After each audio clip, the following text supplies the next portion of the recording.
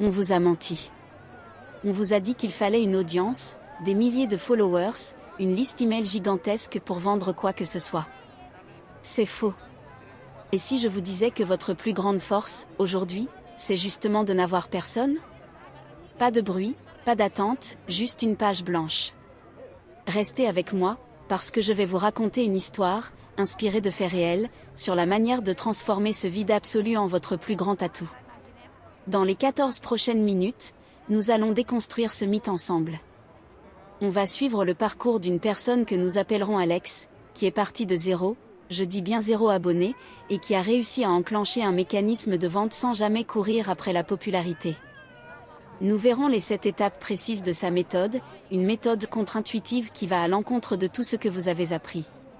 Oubliez la course au like, on va parler de connexion, de stratégie et de psychologie humaine. C'est parti. Chapitre 1, l'illusion de la foule.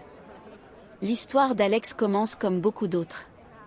Après des mois de travail acharné, Alex avait créé un produit magnifique, des carnets de notes faits main, avec une couverture en cuir personnalisable.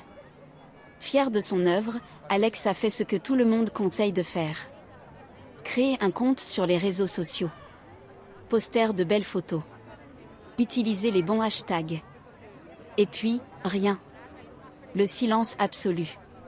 Quelques likes de la famille, un commentaire d'un ami. 0 vente. 0 message. C'était décourageant, une véritable traversée du désert numérique. Alex se sentait invisible, comme si son travail n'avait aucune valeur. C'est à ce moment précis, au bord de l'abandon, qu'a eu lieu le premier déclic. Le problème n'était pas le produit. Le problème, c'était la stratégie. Alex essayait de crier dans un stade de concert vide en espérant que quelqu'un entende. La première étape, la plus cruciale, a donc été un changement radical de mentalité, arrêter de vouloir parler à tout le monde. L'obsession de la « grande audience » est un piège quand on commence. C'est une illusion qui paralyse.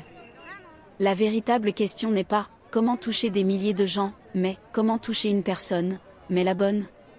C'est en acceptant de n'être personne qu'Alex a trouvé la liberté de commencer différemment.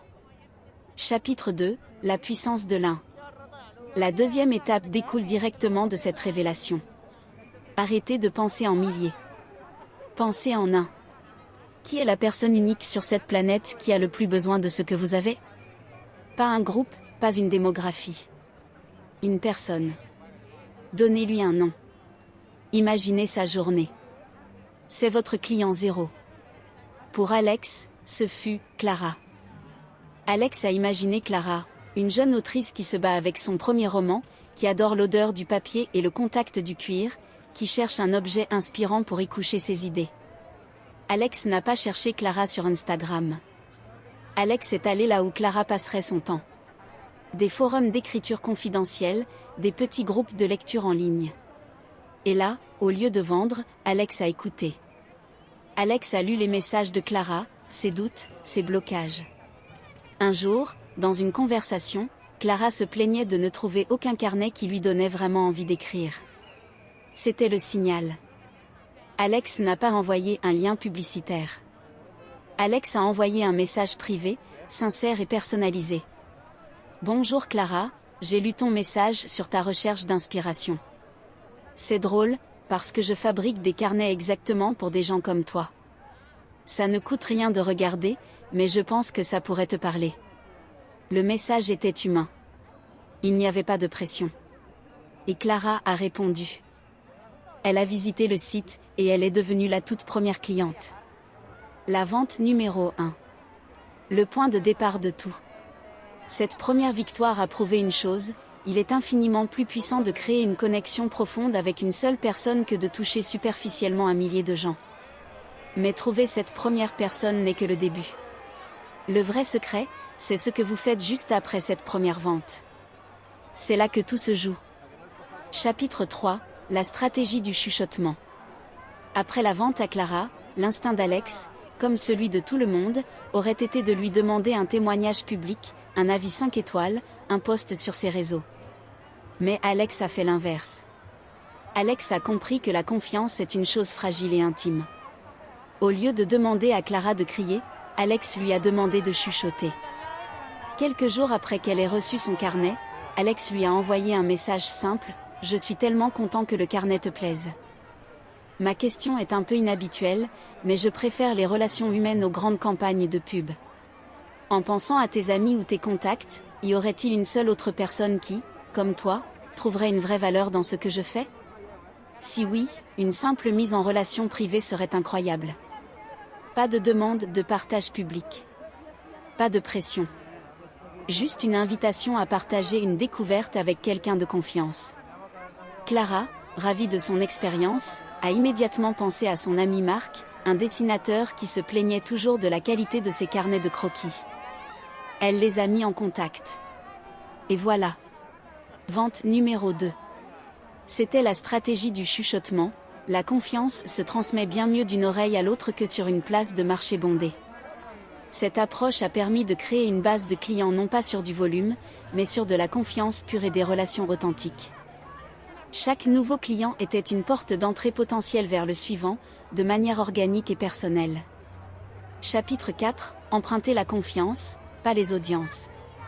Avec 2 ventes en poche, Alex aurait pu essayer de construire sa propre audience. Mais c'était encore trop lent. C'est là qu'est intervenue la 4e idée. Pourquoi construire un château quand on peut être un invité de marque dans des dizaines de belles maisons? L'idée n'était pas de collaborer avec des influenceurs, c'est-à-dire emprunter leur audience, mais d'intégrer de petites communautés pour emprunter leur confiance. La nuance est essentielle. Alex a identifié 5 ou 6 micro-communautés en ligne, un serveur Discord pour les fans de jeux de rôle sur table, un groupe Facebook privé pour les passionnés de calligraphie, un sous-forum pour les poètes amateurs. Des endroits où moins de 500 personnes interagissaient, mais de manière très forte. Alex n'est pas arrivé en disant « Achetez mes carnets ». Pendant des semaines, Alex a participé. Alex a donné des conseils, partagé des ressources, commenté le travail des autres, posé des questions. Alex est devenu un membre apprécié, un nom familier. La confiance s'est bâtie naturellement. Et seulement quand quelqu'un posait une question du type « Où trouver un bon carnet pour ?», Alex répondait simplement « J'en fabrique moi-même si ça t'intéresse, je peux t'envoyer le lien en privé ». La réponse était toujours positive. Alex n'était plus un vendeur inconnu, mais un membre de la communauté qui proposait une solution. C'est infiniment plus puissant. Et là, vous pensez peut-être que c'est une technique connue. Mais attendez de voir comment on peut appliquer ça d'une manière que personne n'utilise, en créant un outil qui vend à votre place. Chapitre 5. Le cheval de Troie de la valeur. L'étape 5 a été une accélération. Participer aux communautés prenait du temps. Alex avait besoin d'un système. Au lieu de parler de son produit, Alex a décidé de créer quelque chose qui résolvait un problème adjacent à son produit. Le problème n'était pas seulement « où trouver un bon carnet », mais « comment vaincre la page blanche ». Alors, Alex a passé un week-end à créer un guide simple, un document PDF de 10 pages intitulé « Vaincre la page blanche », 10 exercices d'écriture pour libérer votre créativité en 15 minutes. C'était un concentré de valeur, gratuit, sans demande d'email en échange. À l'intérieur de ce guide, à la fin, il y avait une seule petite phrase, PS, si vous cherchez l'outil parfait pour pratiquer ces exercices, les carnets que je fabrique sont conçus pour ça. Voici le lien. C'était le cheval de Troie. Alex a ensuite partagé ce guide gratuit dans les communautés où la confiance avait été établie. Salut tout le monde, j'ai créé cette petite ressource pour ceux qui ont des blocages créatifs, j'espère que ça vous aidera. La réaction a été explosive. Les gens l'ont téléchargé, partagé. Et naturellement, une partie de ces personnes, après avoir reçu de la valeur gratuitement, ont cliqué sur le lien et sont devenus des clients. Alex ne vendait plus un produit, Alex offrait une solution, et le produit en était le prolongement logique. Chapitre 6. Le pont physique. Jusqu'ici, tout se passait en ligne. Mais Alex a réalisé que le monde numérique était bruyant et compétitif. Et si la plus grande opportunité se trouvait là où personne ne regardait plus, le monde physique? C'est l'étape la plus surprenante de la méthode. Alex a conçu de magnifiques cartes postales. D'un côté, une illustration inspirante, de l'autre, un texte très court, l'inspiration est partout. Capturez-la, avec un code QR. Ce code ne menait pas directement à la page de vente. Il menait vers le guide gratuit pour vaincre la page blanche. Alex a ensuite identifié des lieux physiques où C, Clara et Marc passaient du temps. Les tableaux d'affichage dans les écoles d'art, les petites bibliothèques de quartier, les cafés indépendants où les gens viennent avec leur ordinateur pour écrire, les magasins de loisirs créatifs. Alex a déposé discrètement une petite pile de ces cartes postales à chaque endroit.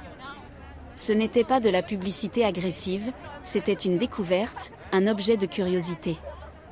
Les gens prenaient la carte pour sa beauté, scannaient le code par curiosité, tombaient sur le guide de valeur, et une fraction d'entre eux découvraient et achetaient les carnets. Alex avait créé un pont entre le monde physique et son univers digital, en allant là où la concurrence était inexistante. Cette méthode physique a tout changé. Mais le plus puissant, c'est comment transformer ses premiers efforts en un système qui tourne tout seul. Et c'est la dernière clé. Chapitre 7, le moteur à ondulation. La dernière étape est celle qui transforme une série de ventes ponctuelles en une machine auto-alimentée.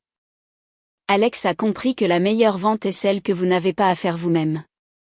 Il fallait transformer chaque client en ambassadeur, mais sans le leur demander explicitement. Comment ? En créant une expérience inoubliable. Chaque carnet envoyé n'était pas juste un produit dans une boîte. C'était un paquet cadeau. À l'intérieur, le carnet était enveloppé dans du papier de soie, avec une odeur subtile de vieux livres. Il y avait une note, écrite à la main, remerciant personnellement le client, en utilisant son prénom. Et le coup de génie, il y avait aussi un petit cadeau inattendu, un crayon à papier de haute qualité, par exemple. Et enfin, 2 cartes étaient glissées dans le colis. L'une offrait 10% de réduction sur la prochaine commande du client. L'autre carte était identique, mais avec une instruction simple, pour l'ami qui en a le plus besoin. C'était une invitation subtile mais puissante au partage. Les clients étaient tellement bluffés par l'attention portée aux détails, par l'expérience d'ouverture, qu'ils en parlaient naturellement. Ils postaient des photos en ligne sans qu'on leur demande. Ils donnaient la deuxième carte à un ami, créant une nouvelle vente basée sur une recommandation personnelle et enthousiaste. C'était un moteur à ondulation, chaque client satisfait créait des vagues qui en amenaient de nouveaux. En conclusion, l'histoire d'Alex nous montre un chemin différent. Vendre sans audience, ce n'est pas une formule magique, c'est une philosophie. Cela commence par l'abandon de l'illusion de la foule. Puis, on se concentre sur une seule personne, le client zéro. On utilise la stratégie du chuchotement pour une croissance basée sur la confiance. On emprunte la confiance de micro-communautés au lieu de courir après les audiences. On offre de la valeur avant de demander quoi que ce soit, grâce au cheval de Troie. On crée des ponts inattendus avec le monde physique. Et enfin, on transforme chaque client en une source de nouvelles ondulations grâce à une expérience mémorable. Ce n'est pas le chemin le plus rapide, mais c'est le plus solide. Vous ne construisez pas une audience de spectateurs, vous bâtissez une communauté de vrais fans, un par un. Le vide n'est pas un obstacle. C'est votre toile. C'est votre point de départ. Sauvegardez cette vidéo pour ne pas oublier. N'oublie pas de t'abonner.